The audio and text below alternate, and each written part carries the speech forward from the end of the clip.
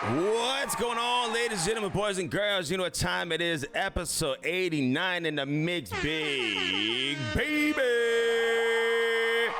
Before we get started, you know what time it is. No financial advice. And as always, if you got yourself an iPhone and or an Android, do yourself a favor. Stay up to date with the latest cryptocurrencies and NFTs.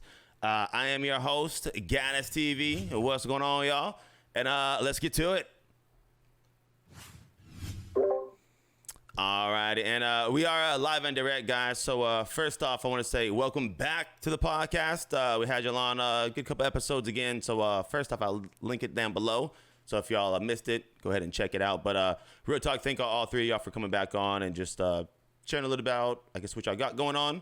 So appreciate the love. Thank you for having us. Always a pleasure. For sure, for sure.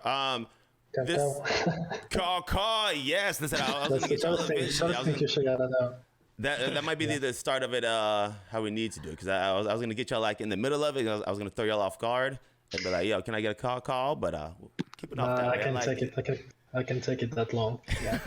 I love it. I'm fuck with it all day. Yo, Garis, can you make a compilation of people saying call? Yes. Honestly, I think it was someone in Discord a while ago said it, and then that's actually, I told y'all the story before we just went live on this one when Brett did it, so that's one of the reasons I had it that way. And then selfishly I was like, damn, I got like 88 episodes I gotta download again and find out where those things are. But yes, that actually will be a thing, so shout out to you for saying that one. Nice. That's what I'm fucking with. I could literally just call all day. Y'all already know that. For the stuff that is going on, quick little background on Frakt and yourselves, in case someone that is tuning in hasn't seen the first episode or getting kind of new into crypto. Quick background on yourselves, really quick, and a quick overview of what Frakt is in general before we get a little bit more in depth, if you don't mind, and whoever can answer. Yeah. For sure. I think in a nutshell, you can consider Frakt being, so we started as an OG NFT collection back in June of last year. So we started minting 10,000 generative art pieces. We sold out during the course of the summer, and then, everyone went on a bull run. And we stayed there and we kept on building basically tools for the ecosystem. So we started with NFT staking back in October, then fractionalization back in November.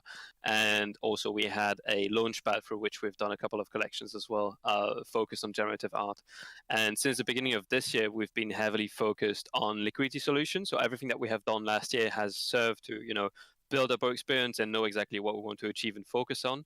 And now we are focusing on NFT pools on one hand, which we'll go into details further down the podcast. And the second thing are loans. So loans to customer to protocol. So I would say that's it in a nutshell. No, I like it. With a quick breakdown for each of y'all. How did you find the project? Why did you want to get involved with it? So I'm not found it. I created it, so I don't know, just like it was a pretty awesome time back in the day just to try it out and create something new, especially on Solana. Like there was no NFTs at all, like just like one or two collections that you could find. So just basically started as that, and later on it just came obvious that we're more of the developers than I would say NFT masterminds, something like that. So we shifted towards Web3 startup, basically. I like it. What about you, Dad? It's not my real dad, guys. Just not financial advice, just real advice if you are listening. But his name is Dad. So, Dad, what's going on, Big Pimpin'? So you all know me. I've been in the ThugBirdz, ThugDao since forever, since inception. And I've helped with a bit of leadership at first, back in the old days. Then back in September or October, I started working with Frakt because I was really passionate about the dev team, and believe me, they have crazy devs, crazy good devs. They are the devs of NFT DeFi. And of course, back then I didn't know that they're gonna build the NFT DeFi and liquidity solutions they just delivered now. But they were doing something really interesting, which was fractionalization. And we actually launched that, like we fractionalized the first NFT on Solana with Jordan from Metaplex, and it was like at the first hacker house in Lisbon. Phil was there. Yeah. Yeah. Good old times. And Thankfully, then I got one of those things back in the day. I was like, fuck yeah, so I'm just chilling with it. Go ahead, my bad though. yeah, sure. I think everybody on Solana got a bit of a fractionalized thing. Nice. Like there was an airdrop with the first fractionalized NFT, and then there was an airdrop with Anatoly's paper at one point, which we like contacted all the DAOs and gave pieces to all the DAOs, and DAOs distributed them to holders. So yeah, there's a lot of history there. And now I'm helping them with community outreach and partnerships. So if anybody listening has got a collection or a DAO, hit me up and we can talk pools and loans and all this crazy DeFi stuff that is gonna facilitate the next wave of liquidity. Because like owning NFTs is one thing, but having money is another thing. And like we all know how illiquid they are. So if somebody comes and offers liquidity solutions, it's a good thing. Nah, for sure. Question, and again, it's for anyone you can answer on this one. With the liquidity pools, things like that. For people that are newish into, I guess, NFTs, all this stuff has been around during the just regular crypto, like back in the day, just from. Is it the same type of ordeal like I was watching the YouTube for the Imperial loss with like DAO and ETH? Is it the same type of pools that way? Now it's just, the tokens and the NFTs for those two examples, or for the person coming in, what is a liquidity pool? What is a pool? What is the basics on that? And a quick breakdown, nothing too crazy.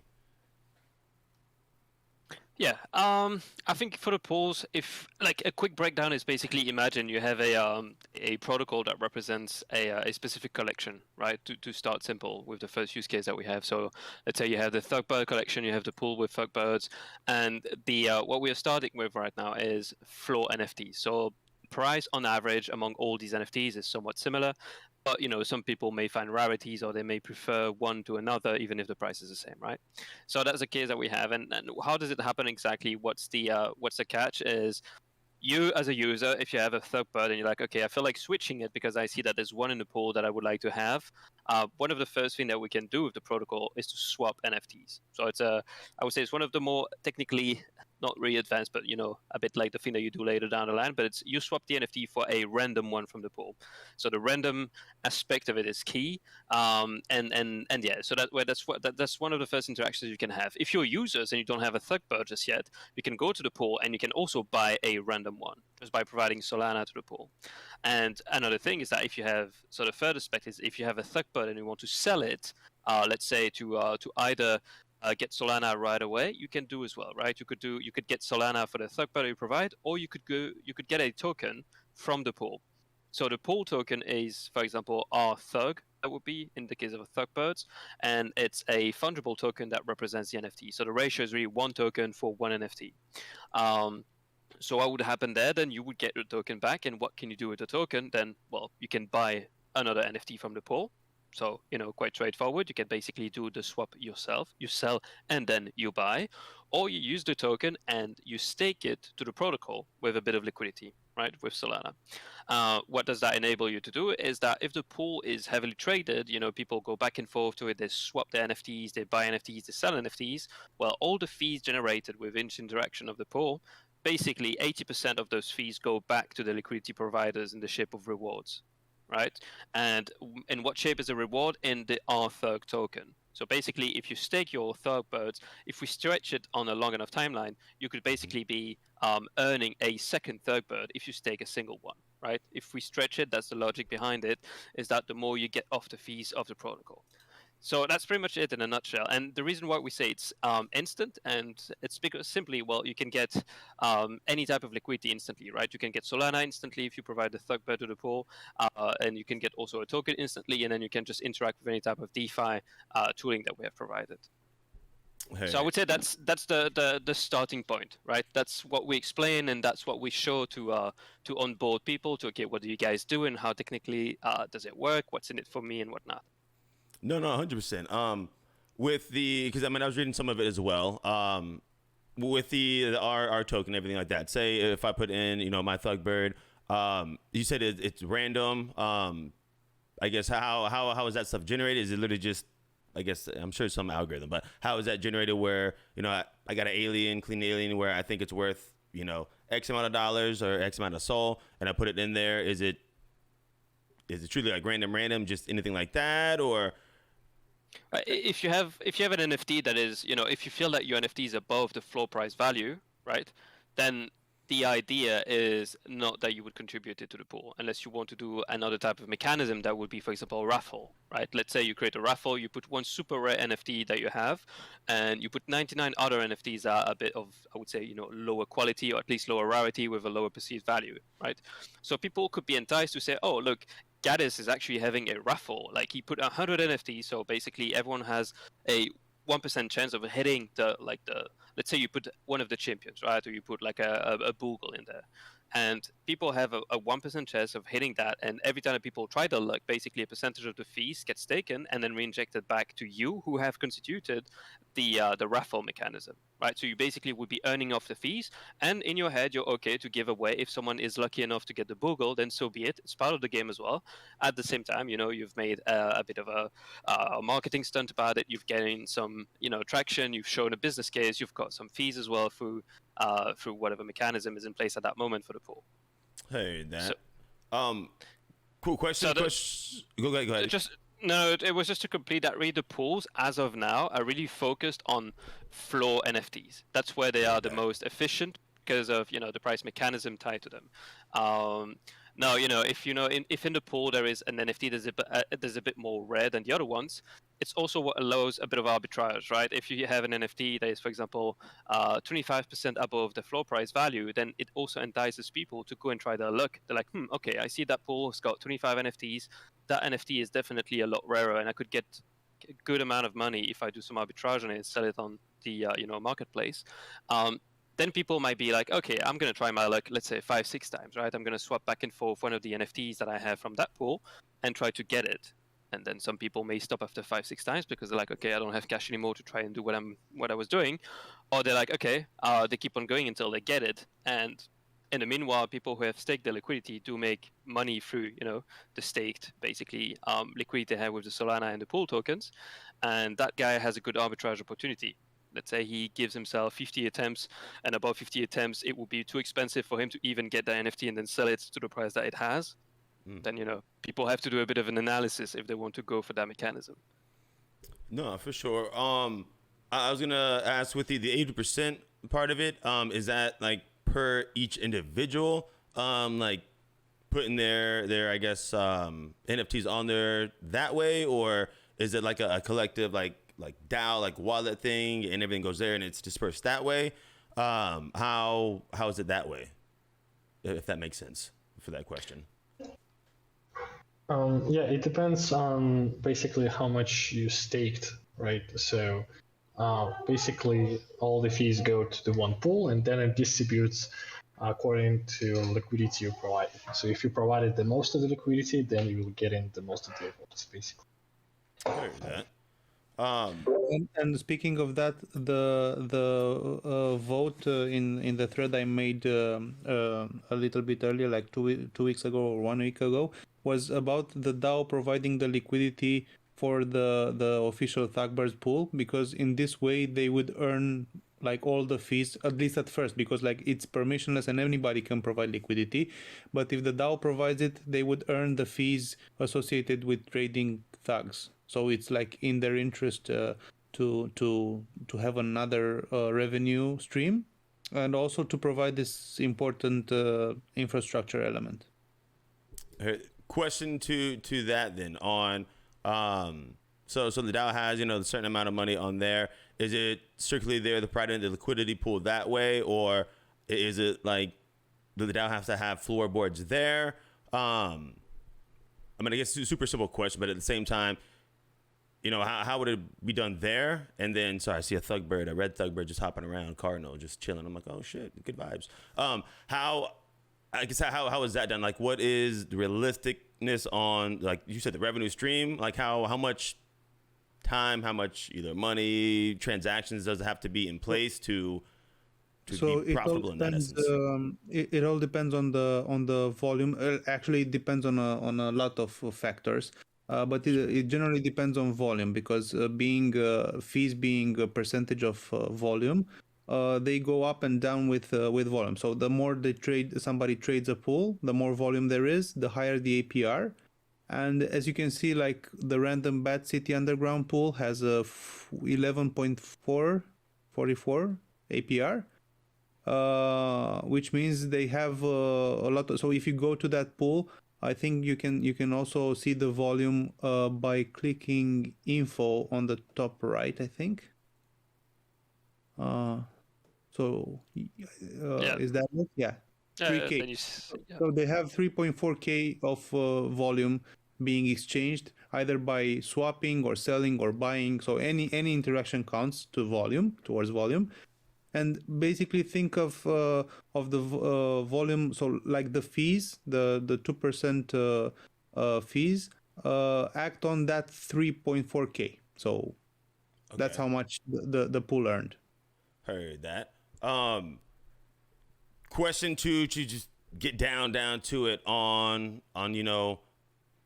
the pools and things like that. What are the true, I guess we'll go cons first. What are the true cons on the bad things that can happen if ThugBirdz or another city, random city, Bat City do it that way? What are the pros and cons like to this being full transparent mode on, hey, you can lose this, you can gain this. What are the benefits and cons? Well, the benefits, I think, it depends on what you want to get as well, right, from a protocol. So it depends what type of user you are. If you're a user who want to, let's say, go a bit degenerate, have a quick flip, and have fun with the pool, then definitely the added value for you is that you can basically have the rush of, in a way, minting or reminting a bit the collection, right? You can go back and forth with it, minus a certain fee that you have to pay every time. But at the same time, if you're a bit of a degenerate, that's what's in it for you, right? You can get that thing going, and you can keep on swapping ThugBirdz back and forth. Now, if you're one of the users and you're like a bit more, I would say, passive, and you're like, I have 10, 15 ThugBirdz, and I would like to stake maybe 10 of them and get some liquidity off of them. And, if people snipe them randomly, so be it. I'm okay with it. I just, I want to provide to the protocol and earn off that. Then you can go through the earn platform, you stake them with liquidity. So, then it caters to two types of needs, right? You have one that is more proactive and another one that is more passive. Now, what's in it for them is that there is some degree of, risk linked to that, because if you contribute your NFT to the pool and you really love your NFT and you're like, I love it so much, but still I'm going to put it in the pool. Well, there's a risk that someone's going to snipe it randomly, or, that your NFT is bye-bye. So you have to be okay with that. The link that you have with your NFT has to be, strong that you care about it, but at the same time not too strong that you really love it too much. If you build it around your whole identity, then it can be tricky for you. So it's, I would say, one of the, it's not really pitfalls, because it's by design, right? If you have a collectible and you really like that collectible and you've built everything around it, well, obviously you don't want to separate yourself from it. So here it's really more for people who have, NFTs and more in the rhythm of trading back and forth NFTs, or, staking NFTs and being okay with seeing more, I would say, the DeFi aspect of it, right? More the value aspect of it and the monetization, I would say. In terms of pitfalls, as anything, right? In terms of if the floor price crashes and whatnot, you still have a bit of a you have an exposure to IL, impermanent loss, to some degree. But at the same time, so it's quite similar as if you would be staking Solana on any other type of platform, right? So it's in that respect. So there's no extra spin or there's no extra risk involved in that. And we try to put the emphasis as well on collections that are quite liquid, because the more liquid a collection is, the more traded it is. Well, on one hand, that will go later on, but for loans and so on, you can have definitely the deeper the order book is, the more flexibility you can give to the users, right? And it's the same principle here with NFTs.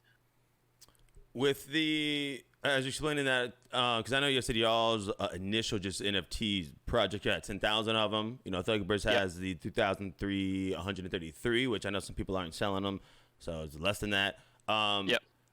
Is that, I guess, good, bad in the sense of pools? If there's only like 3,000 of them, does that to an extent like cap the market on what can be done? You know what I mean? In that essence of it. We've been thinking about that, and actually we have determined somewhat of a minimum, like a minimum size collection to be efficient is around 1,000 mark. So with the ThugBirdz having 3K, you can still stay quite efficient, even if you have people holding them in the wallets. I even if I know if the attachment to your NFT can be quite high, I also know if you hold 15 of them, you're quite fine providing 10 of them and earning money off of them. I mean, let's face it, right? 99.9% of the people in the ecosystem, okay, a lot of them are here for the vibes. It's a good added value, but a lot of people are here to make money, or at least to get some ROI on the initial investment. There are definitely a lot more in return in terms of good vibes, good communities. You get a lot more than just money out of it. But if you have 5, 10, 15 of them, definitely you bought them not to access the same community 15 times, right? I mean, let's face it. So I think that in that regard and in that aspect, it's something that works quite well. And in the volumes, I think above 1,000 makes it so that you can have a pool that has, let's say, each collection has like a bottom 5% or a bottom 10%. Even if you have a collection of like 3K NFTs, right? It still represents at least a pool that you could gather of 300 NFTs, which offers enough, on one hand, liquidity, and at the same time enough back and forth and novelty in the pool as well. Because also we make them random, so people maybe dumbest question, but like how does that, I guess, have enough liquidity, money, stuff like that? I mean, of course, I know it's all numbers crunching, so you don't have to get, I guess, too in depth with it, but. How are those low of numbers? Because again, I'm smart to an extent, but the why I say those numbers is in the sense that if you determine that there is if it's moving for on one hand, if it's moving, on the second hand, if depending on the size of the collection, you always have items in any type of collection that you're like, okay, this is this constitute the floor, right? And on average, on each collection, it ranges between 5 to 10% of the size of the whole collection. And you have these NFTs that you can basically swap quite easily without losing value, because they are all somewhat the same value. That's how they build the floor prices of NFT collections. It's by having these type of NFTs there, and the difference and the reason why also this protocol has added value in that type of dynamic. So instead of, let's say you have 15 ThugBirdz and you want to unload 8 or 9 of them, and you need that liquidity by tonight, right? You need to withdraw it, and because tomorrow you need to pay something. If you go on the marketplace, the only way you can do that is if you start listing under the floor price. Yeah. Right? If you want the instant liquidity, you hope a bot is going to snipe it. And one of the events that may happen is that no bot is sniping it, but 2 people see that you're listing on the floor price, so they will also list under the floor price. And so you may end up crashing the floor price action of a certain collection by 10, 15, or maybe 20%. So people might think, oh, well, what's happening to the ThugBirdz? They went from 40 to 32. What the fuck happened? Actually, had to pay some rent. Shit, I'm sorry. Yeah, exactly. It's just you trying to get out of there for temporarily. It's not like you are dissing the project. You love the project and everything is working quite well, and you're like, okay, no, I just need some liquidity. And the difference here with, for example, the protocol, right? If you provide the NFTs to the protocol, to the NFT pool, well, the advantage is that you get the liquidity instantly. The only thing that may impact you is a bit of slippage, but you're not going to be crashing the floor price of the collection. So you have gotten your liquidity, you're happy with it, the pool has gotten more NFTs, and basically here it's, somewhat of a win-win situation, because the floor price is intact. There was a bit of slippage with the collection, but that can be absorbed if the pool is heavily traded on, and then you're basically good to go. And the collection lives on and can thrive for the next weeks to come. And, I think Jordan from Metaplex put it quite nicely that having a pool, an NFT pool, as an alternative to secondary marketplace, because it's always an alternative to the secondary marketplace, smooths out the curve. It just instead of the floor price going like I don't know 20, 19, 18, something like that, you sell into a smooth curve, and you have like maximum efficiency to get out or to get in a collection, because there will also be people who will arbitrage and bring the value of the pool back to the floor price of the secondary. So and adding to what Phil said, it's I told you about this in the private chat. Mathai made a really good point in the discussion in the DAO, and I'm just gonna quote him because it's a really good point to have like recorded into the podcast. He said that a pool that can be used immediately to flip a bird into SOL is a perk. Emotional attachment is a separate issue. Emotionally attached people will not use this service, and my PFP will never be in this pool, for example. This is an investment arm of Thugs that does not have emotional attachment, evident by the lowest listed birds still. Having this pool and instant liquidity option may make betting on birds easier. Any FUD cycle could produce extremely cheap entries, as well as for those who do arbitrage, which is good for the birds in the long run, in my opinion.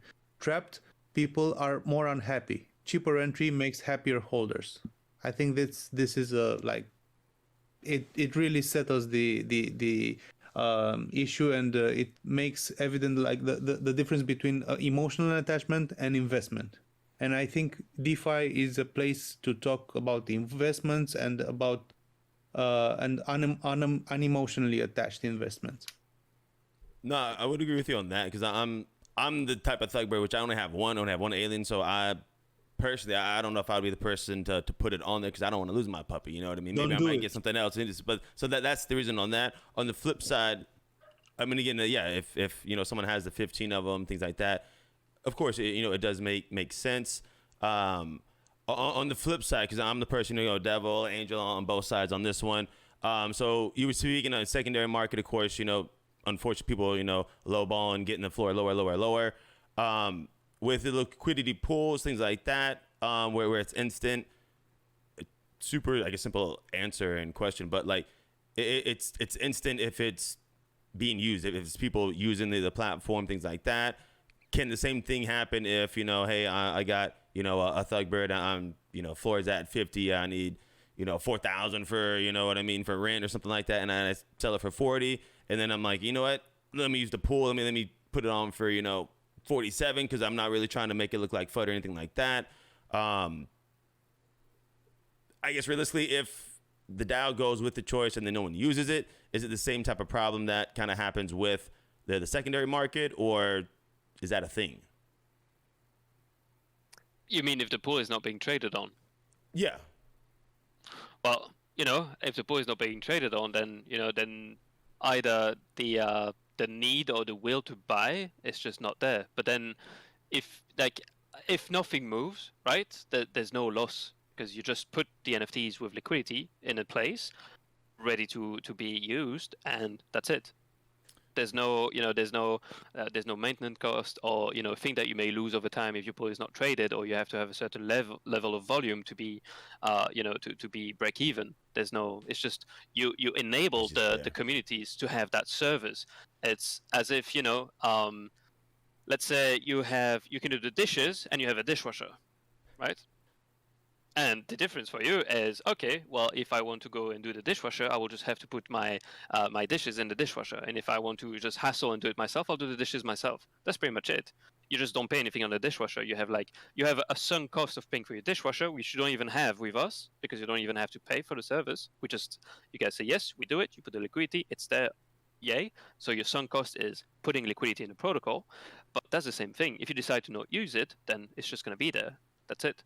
You don't plug it in the wall. You don't have any electricity to pay on it because it's not on. It's just like infrastructure, like a road. You use it or not? No, 100% on that. I guess on question for y'all, the team, not to be too pound to it, but why, in that reference, why should people use, Frakt, pools, why should people use this road compared to the other roads that are going to be coming out? To put y'all on the spot, why y'all compared to other, I guess, platforms, things like that would be coming out? Well, I think in terms of, why us is compared to the whole ecosystem, we are, I think, the only ones that really focus on the users. So you have a lot of protocols, explaining and, I would say vomiting a lot of DeFi terms that are very catchy and so on. But at the end of the day, the platforms is either not even fully functional for a user, or you actually have to have a master's degree in applied physics to understand what the fuck you need to do. Which is not our case, right? I mean, as you can see on the platform, you have it on you. It's colorful. When it's a collection, it's colorful. You have big buttons. It's basically buy, sell, swap. And we want to keep it that way because at the end of the day, 100% of the people that we want interactions from and how we are going to be building the volume is from the users, you, me, Tim, Adrian, anyone else listening to this, is the people holding a couple of NFTs. It's cool if a whale gets involved with it, like massive whale, it definitely provides liquidity and it creates somewhat of a healthy environment, but these can function with just the people contributing to the protocol. And I think that's one of the reasons and one of the biggest differentiator right now is that a lot of people are trying to over-complexify DeFi. They want to be, the protocol that solved basically world hunger and overall poverty by having this protocol is so complex to use. And we are going a different route. We are just saying, okay, if I'm a user and I go on this platform, what's in it for me? That's where we want to solve. It's create a user that comes back to the protocol. And that's why we have a suite of solutions that complement each other, right? You have the NFT pools, you have the borrowing aspect. You can play both the passive aspect on each of them. So you can be the lender for the borrowing platform, and you can also be, the liquidity staker for the pools. And that's why I think with here, the added value that we have compared to the current, competition and compared to the current people that are putting out stuff out there is that we focus on the simplicity. Because if it's already explaining now DeFi, and I think my parents and my family is a good benchmark, if I can't get my point across, we can start over, right? Because it's the point is that the people that get onboarded now within the NFT world, they may not have been onboarded through crypto. They might have just straight on through a onboarding ramp, NFT to NFT, and they get into these DeFi world where, okay, if you stake your NFT, you can do that. If you breed your NFT, you can do this. If you make your NFT do a backflip, you can do 10,000 APR percentage in it. And these things, honestly, and 95% of the protocol collections that you read papers about it, you feel like things are just trying to be too complex for what it is. Whereas at the end of the day, it should not be complex if you want to onboard people and have users. And so that's why we are focused on this. That's why, we focus on the UX, the UI. And the reason why we do the partnerships like we are, we're trying to do with, for example, with you guys, we've done with the DA, with the DJ names, and we've done with all the other collections that you can see now on the screen is, what's in it for us is we want to build up the volume to prove that our use case is sustainable for collections, new collections that I have just minted, but also collections that have not minted yet. And combined to that, the education aspect. I think everyone in the community, and that's also the reason why we're doing this podcast, right, is to educate what's in it for us, what's in it for the people. If we don't educate the community, well, shit, we're not going to get better, right? And we take it a bit on us because I think it's key that we do it. And we have one of the cards that we've been play is that we are OG. So we've been here for a long time. We know a lot of people in the ecosystem. And I think people also respect us because they've seen us deliver for almost 1 year now. And I think it's key. We have to play that card and we have to use that card of being an OG. We can't just sit on it and be like, yeah, we have that status. We're cool. We stay in our ivory tower and not doing fuck all. So I think that's, that's a bit the...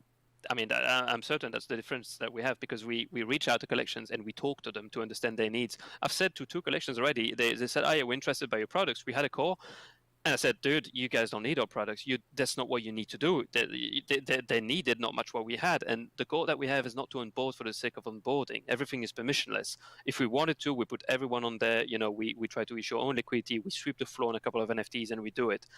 Boom, we have 25 collections borrowing, we have 25 collections on the pools, but that's not the key because then we don't have an agreement with the collections. There's no partnership, and the partnership, we see it in education.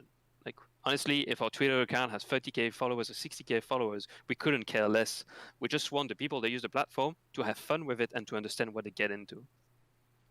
No, man, I love it. And that's why, basically in the Thug DAO chat, that kind of was messaging in there with that and everything. I was like, hey, let's get y'all on the podcast just so people can understand because, again, like, stuff like this, I enjoy just because knowledge is key, and I'm knowledgeable, but I'm not too knowledgeable in this aspect of it. So, like you said, if you get the mom pops, the me's to understand, of course, that's going to be helping on onboarding stuff in general.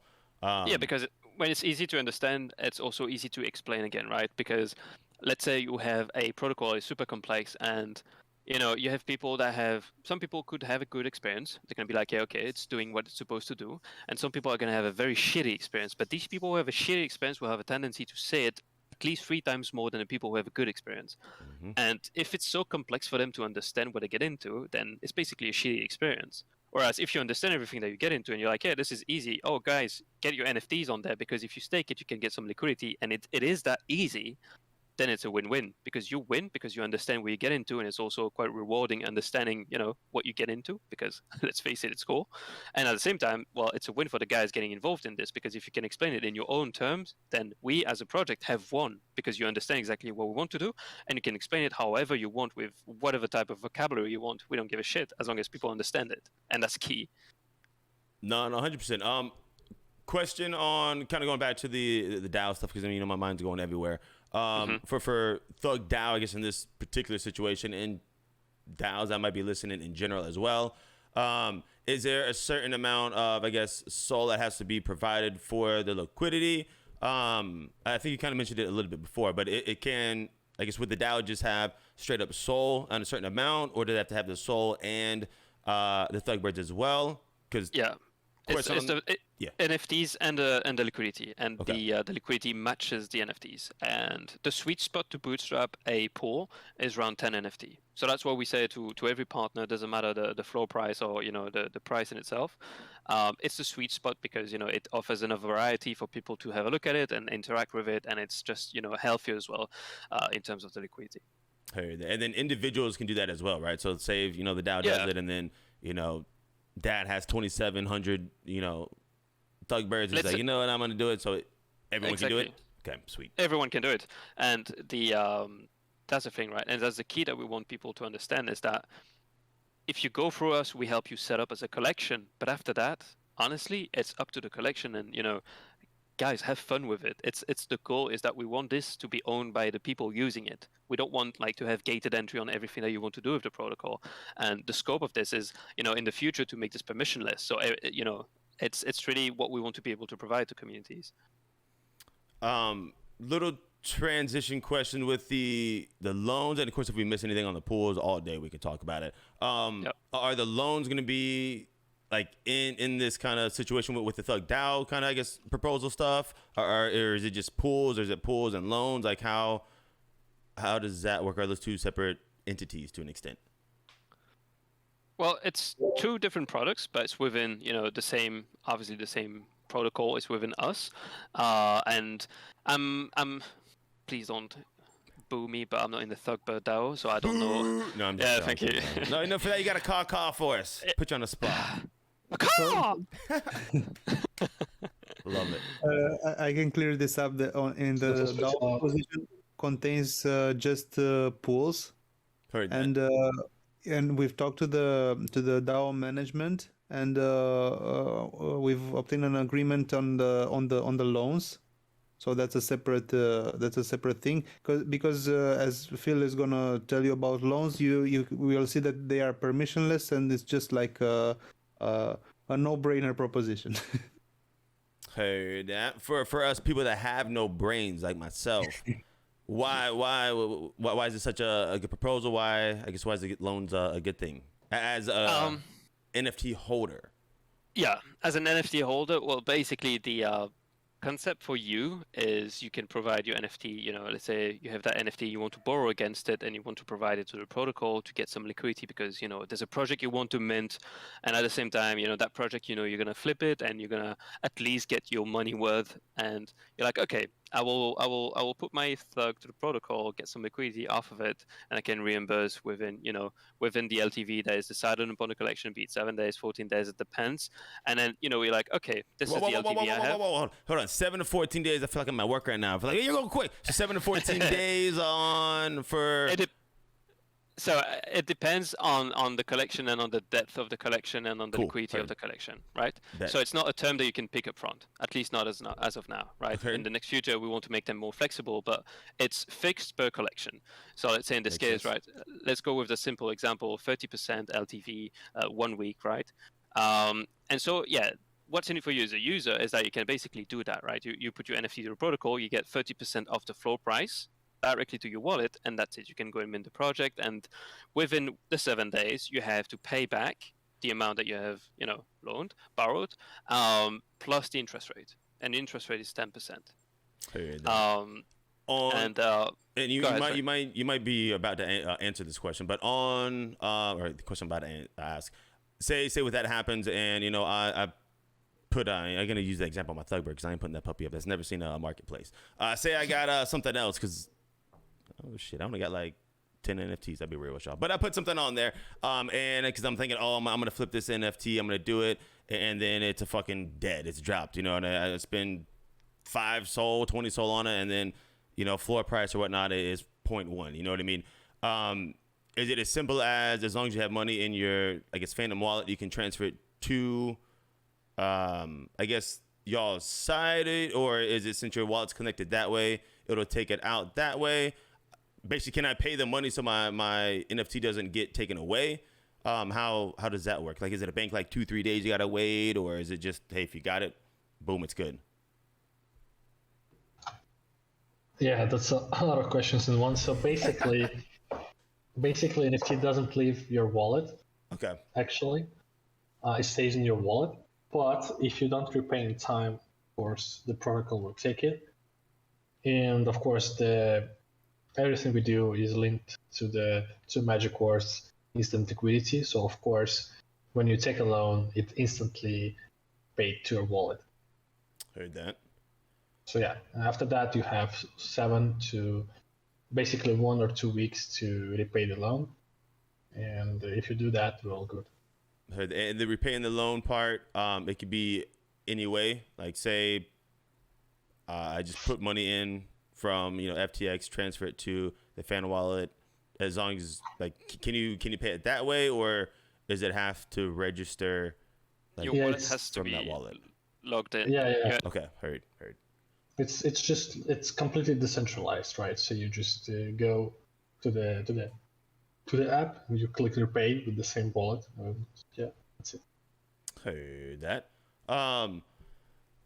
With y'all's background in crypto in general, where we're maybe not these exact things with Frakt, but we all messing with pools, liquidity pools, all these things kind of beforehand. Is that, I guess, kind of why y'all see like the vision for NFTs like this as well? Because I know my buddies back in the Uniswap, everything like that, was telling me all these stuff like 2 years ago. I'm like, what the fuck are you talking about, bro? Which it makes sense, but I was like, damn. So when did it click in y'all's head, I guess, that this can happen and this can be done with NFTs in general? Just as a curious noob for myself, like when did y'all see, damn, this is actually something that can be done? I think it clicked in Tim's head last summer, right? Not last summer, but like in terms of the pools. Actually, in terms of everything that we built, the loans, the fractionalization, and the stuff that is going to build, we just, to be completely transparent, we're just messing around. We're just like trying different theories to see if that works out, if that doesn't work out. And that's pretty much the strategy. I believe that should be the strategy of the young company like startup, is to try to test as many theories as possible and just later on find the best ones to leverage. So yeah. 100%. Something to kind of circle back around with Dad, what you were explaining on what you were reading out. For users, you would say for the users who are not, I guess, emotionally attached to the NFTs, would be this would be the thing to use, correct? If you got an emotional attachment, don't use it. If you're looking to, like you said, flip, make some money, DeFi, protocol things, this is the way to do it. Yeah. I think was the question for me? Because Anyone, yeah. Because I mean, I know that's what you were explaining or reading from Mathai. I always say his name incorrect, but yeah. So I'm like someone who maybe just skipping the podcast and randomly comes to this mark and has one, the one ThugBird, the one thing that they truly like.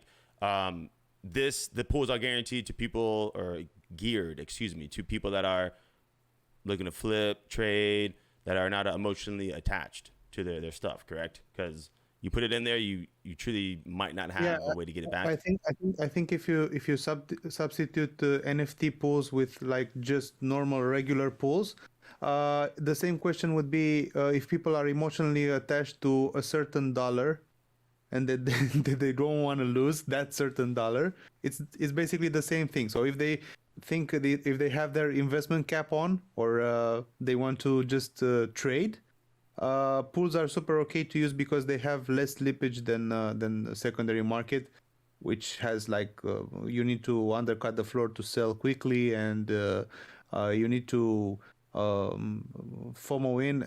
The pools have always the same price. Like there's the price of the pool, you pay that price and you get the NFT. It's as simple as that. And on the other hand, if you want to arbitrage, there's also that opportunity. Some people in the DAO in the discussion said that pools would be bad because they would attract unwanted arbitragers who would steal value from the ThugBirdz community.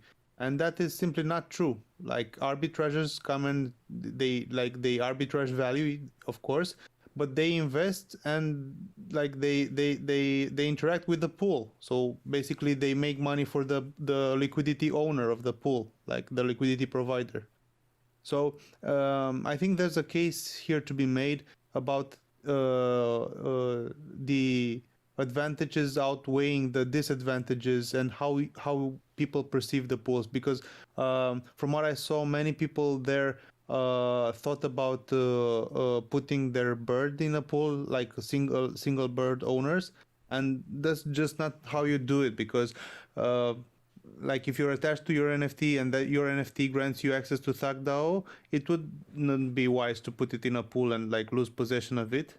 If you're if you're one Thug holder and you still need liquidity to pay for a rent or something, you can just take a loan.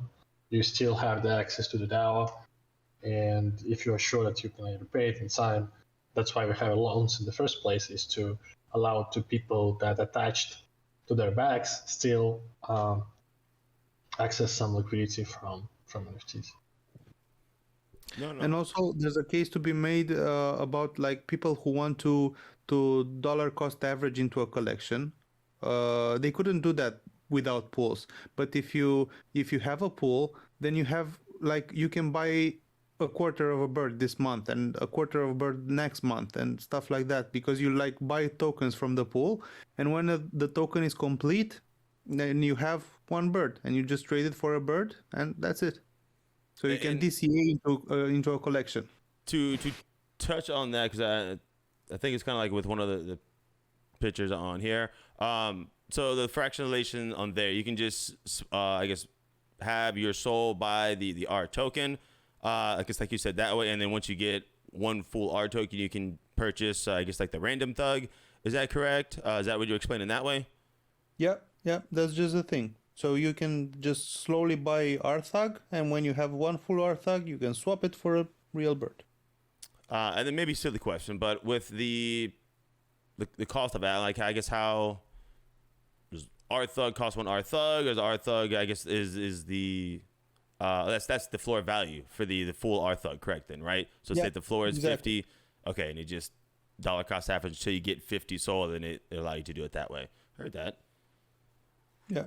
Or you can like literally buy a little bit of rThug every day, or whatever you like. You can also like trade rThug freely into the pool if rThug like it has it's a liquidity pool. It's you can make money of it. You can arbitrage it. You can DCA into it. You can there's a lot of advantages in having a pool. And it's the primordial thing of DeFi. Like DeFi needs pools in order to exist, and it's infrastructure. for each of y'all, what is y'all's, I guess, favorite thing about the pools? Like personally, it's just on personally, because again, I'm literally the guy that has one Thug, which I wouldn't be able to be using it because, you know what I mean, unless it did, I guess, like the loan or something like that. But listen, I got emotional attachment. That was my first mint in general on Solana. You know what I mean? So I'm like, oh, even if it goes to zero, listen, I still got my soul bears, my little soul cat. I got everything. So I'm not a holder. But what are y'all's? What gets y'all fucking hype when you're, not on the podcast thinking about like what gets y'all hype with this stuff? Is it just the opportunities on that, or what gets y'all hype with the pools? Honestly, like if and I'm not talking about diving boards and like backflips. I was gonna say that, but I was like, no, I'm not gonna do the dad joke. I'll let someone else do it. I was thinking it too. I was like, oh shit. Honestly, from my side, actually, it's just pools are the backbone of the things that we plan to build next. So for me, actually, it's cool to have it, and like it's also fun to hear, like to listen to different use cases and different feedbacks from different communities about that. Somebody loves that. Communities that we already onboarded, like Block Asset, for example, just love that. So one part is that, and the second part is that it opens another like chapter or another like path to even more extreme and crazy ideas that we, I would say, cooking in the shadows. So yeah. Heard that. Actually, I don't know. Screw it. Both of y'all, everyone else. Anything else? Are y'all kind of the same way? You're just hype with what y'all see for the future, or what gets y'all excited with it? So part of my proposition to implement pools in ThugDao specifically is to discourage floor undercutters. Like this is the most important thing, I think, in a collection that is so fudded by some people. I want them to have like a way out, to just quietly go away and like never bother us again. This is quietly get the fuck out of here. But exactly. I want them to have the same opportunity that Sam offered everybody. Just give me $3 for every soul and get the fuck out. No, honestly, I mean, because I mean, as y'all tell, I'm not the smartest in this stuff, but like that is a realistic thing. Because I mean, I think that just from an outsider's perspective is honestly, it's kind of cool. Maybe weird's not the best word for it, but because I mean, say if someone is mad, I mean, I guess unless they really wanted to FUD the project, they can just go on secondary and whatnot. But I guess are there other projects? I mean, I guess you have worked with other projects. I mean, is that something that other projects has actually seen like been a benefit for doing that, or is that just like an example? Because of course it can work, you know what I mean, on that. But again, unless people are using the pools, I don't know. I guess I feel like an idiot asking these questions, but like, is that a real thing? Will that actually help? Or is that just, hey, if people aren't using the pools, it's not going to happen? Because, shit, I mean, I don't know. I'm just thinking, I think so. How realistic is that? I don't have a realistic example. Maybe Tim or Phil can contribute here, but I don't. I haven't seen like an example happen. But I know actually I think in the pawn shop nomies or in the Frakt there have been some arbitrage opportunities. And like people who list on secondary way below floor and just want to get out, they got their NFT bought out and like sold into the pool, so they're arbitraging. So people are earning money off this behavior and are encouraged to eliminate floor undercutting. So maybe I think the logic of it is foolproof. I'll say maybe a better question on this. So like the floor undercutting on that is that's basically as if the DAOs, I guess, educate the people. Like say if I'm a regular ThugBird, just came into it and I didn't know about the pools, the Frakt, anything like that, and I just straight up went to secondary market. That's where the downfall is. That's where I think, like in your proposal as well, it's education from the DAO to the members. Is that some of the stuff that I guess y'all would want DAOs to do for those particular NFTs? Because again, like my buddy, I've shout him out, Classic TV. He does all this shit 24/7. Like not exactly with the NFTs, but trading pools, arbitrage. Like he gets it. You know what I mean? Compared to someone like me, which I understand it, but I guess is that what y'all would want from DAOs to say, hey, kind of something like we're doing now, either maybe not exactly NFT or projects or something like that, but just to give them that education? Because again, I know I'm going up back and forth with it, but the floor price, I think that's honestly could be great on to it. But if people like me are tired of the birds and just didn't know about that and go on there, is that the difference where that can be done? I know I asked like 27 questions, but if they didn't make sense, I can ask it again. Give me 5 more minutes. No, it does make sense, and I think it's the scope of what we want to target, and the reason why I think it's definitely there's the bundle of education that is out there, and we want to educate the people to let them know that there is that possibility to do, right. And one thing for the DAO would be that you basically are on top of understanding yourselves ideally, but you're also a vehicle of what we can share. Because with other collections, for example, when there's an open Discord, we have a channel that is set up for us to be on there and to help in a way on site each collection, because we want to be present. We want to understand what lives and what doesn't live for certain collections, right? Because some collections have different needs or different populations and whatnot, and we want to make sure that we don't create buffers between the collectors, the creators of collections, because then you have a buffer of 3-4 people in between the actual user and the feedback getting to us, and we want to be closer to that. And it's the same thing, because we can hear the feedback and we can also educate on little things, right? Instead of someone getting frustrated, I can't stake my liquidity, what's going on?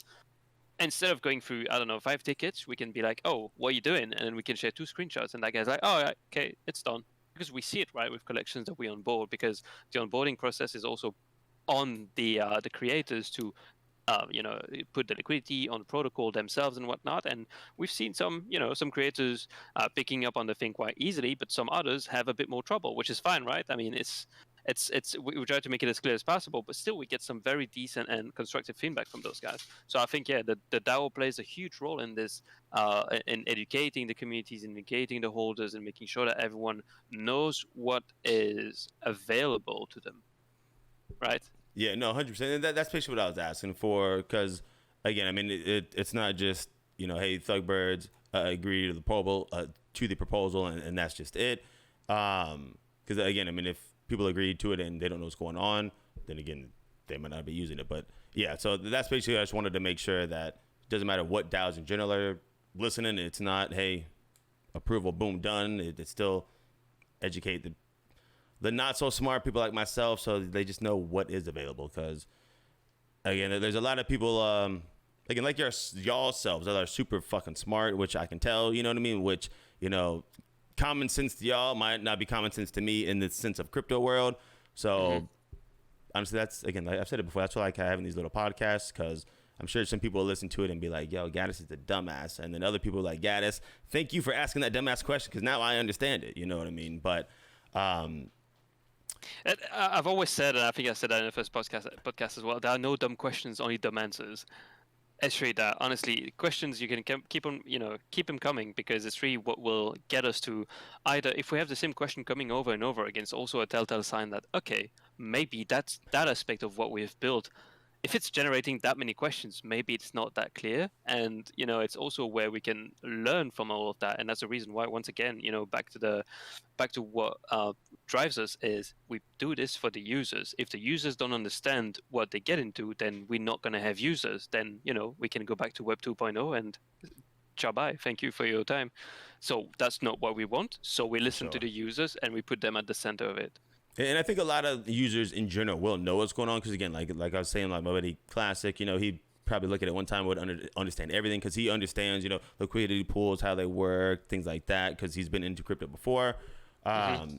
This is kind of more for the people like myself that didn't know too much stuff to try and grasp it a little bit more. So for real, man, I appreciate y'all letting me know and letting everyone know what's going on. With the, I guess, the pools or the loans, what are some of the things that I guess we haven't really gone over that needs to be touched on? Or I know we haven't gone too much stuff over loans, so if you want to speak on that stuff, we can more. But I guess as DAO part for DAO, members that are listening, what are, I guess, the key points, key takeaways that y'all would want people to know? For the loans as users, or for the as a DAO, okay, what do we have to do to set it up, and what do we have to do to make it work, and whatnot? Honestly, both. I mean, just like how does it work in that essence of it? Yeah. Okay. Well, pretty much.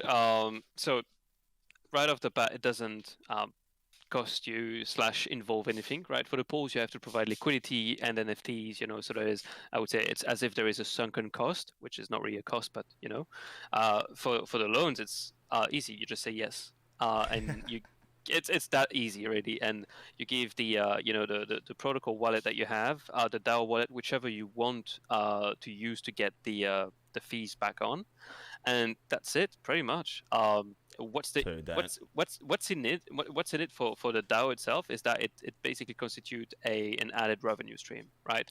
If anyone wants to borrow against the NFT, which is a ThugBird, you get a percentage of the interest rate, and that is as straightforward as it gets.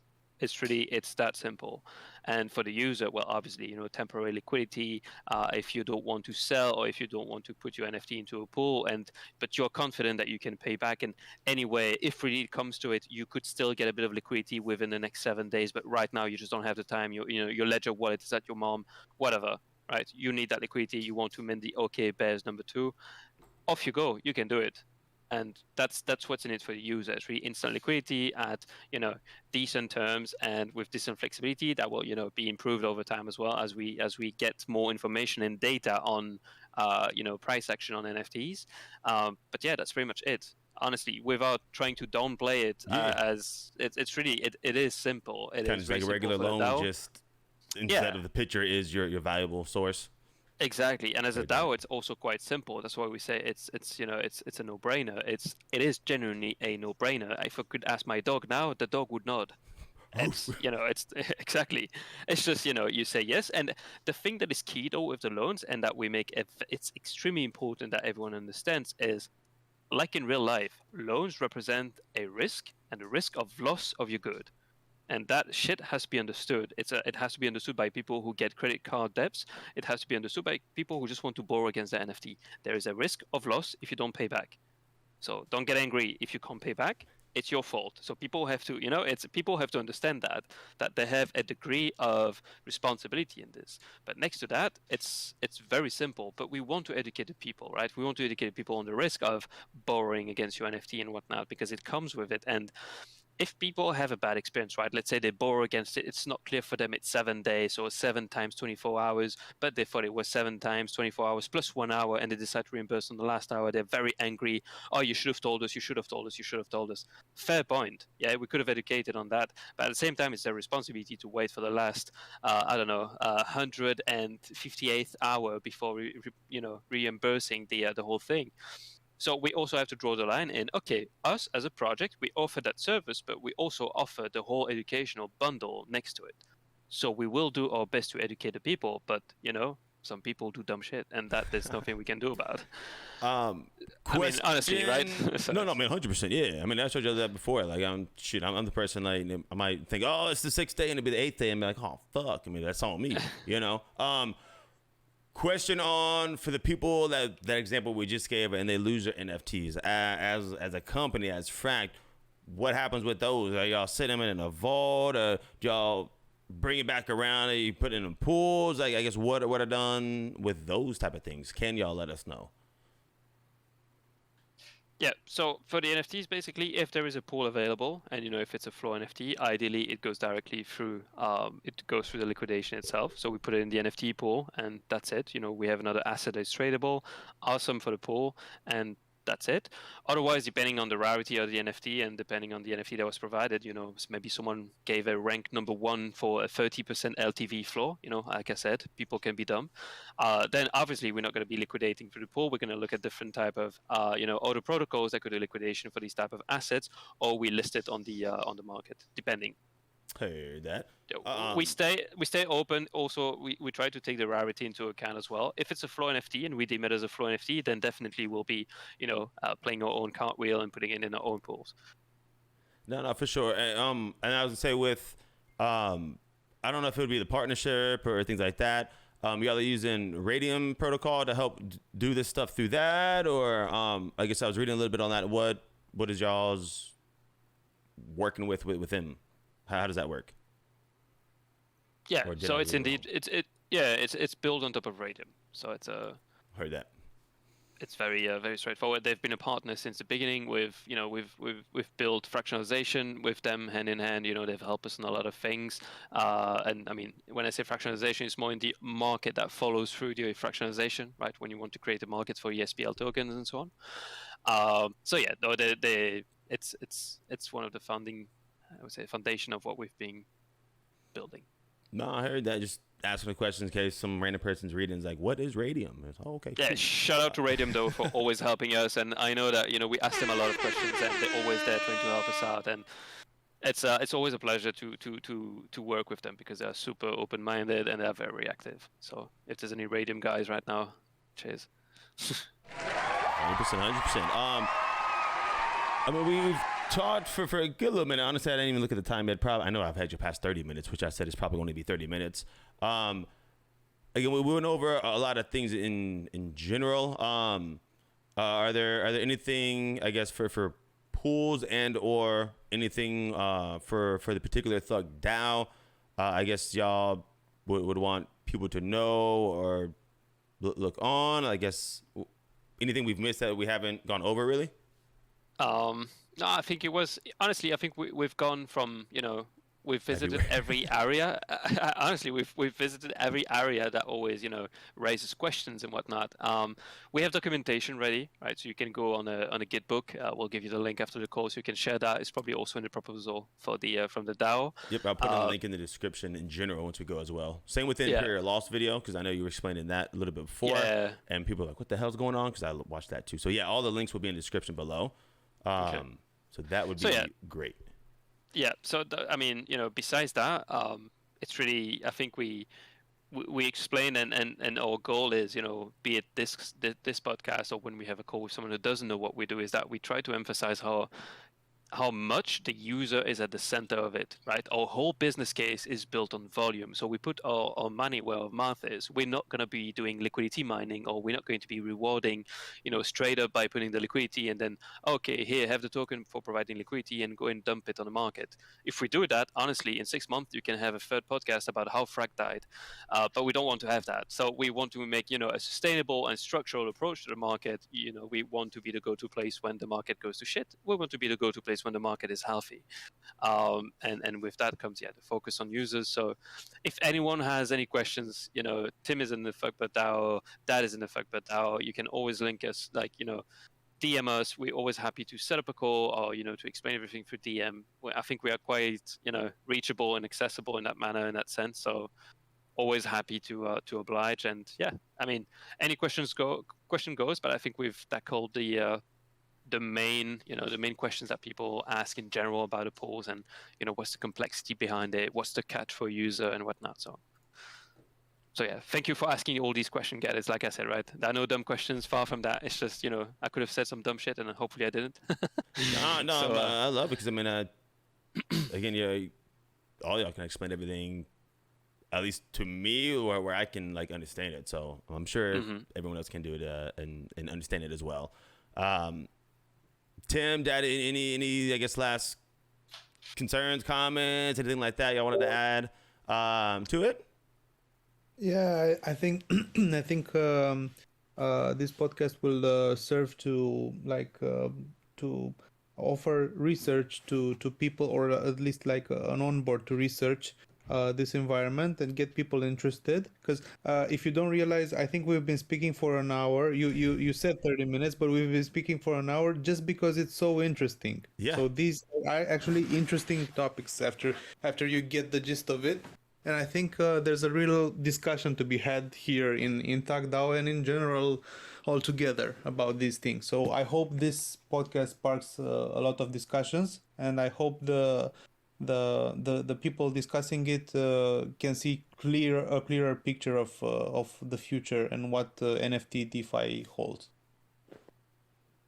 Heard that. Any calls from you, Tim?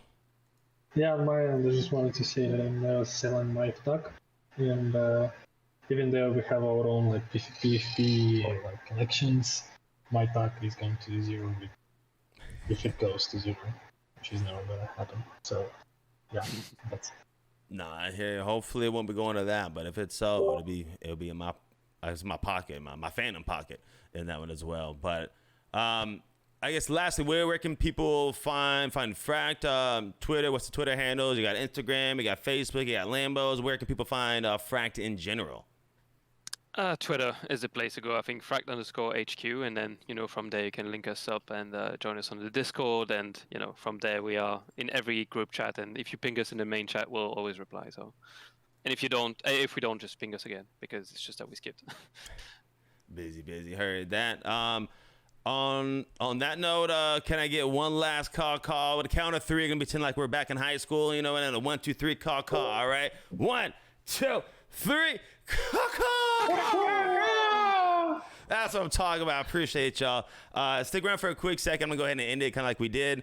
But I mean, seriously, thank you all for taking some time out of y'all's, I guess, afternoonish / evening now, and trying to enlighten everyone. So I appreciate y'all.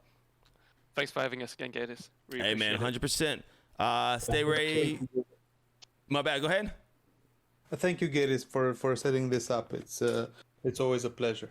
Hey, man, I appreciate people always coming on. I'll be right back with y'all. And till next time, y'all know what time it is. Big baby.